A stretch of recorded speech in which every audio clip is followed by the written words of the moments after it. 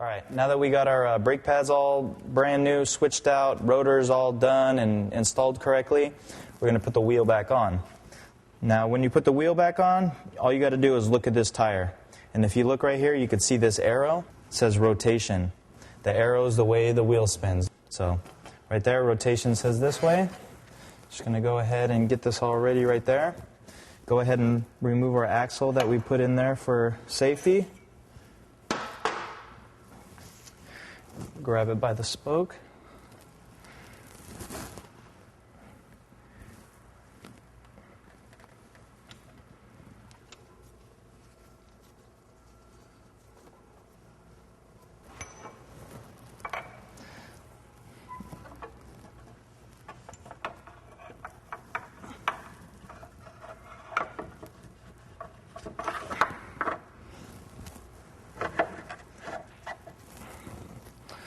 There it is.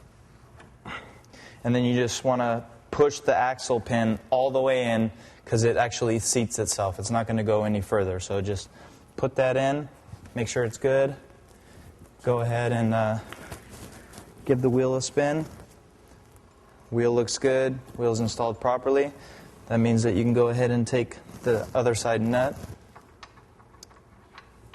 Go ahead and tighten this.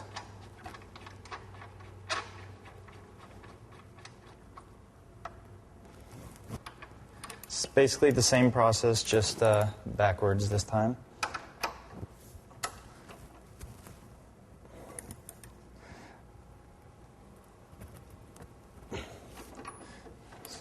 Nice and tight. Next step that we're going to do is we're going to tighten these 10mm bolts, and that will lock down the axle.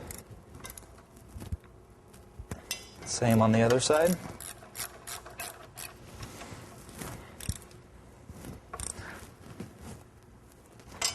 That's good. And then we're going to reinstall the brake rotors.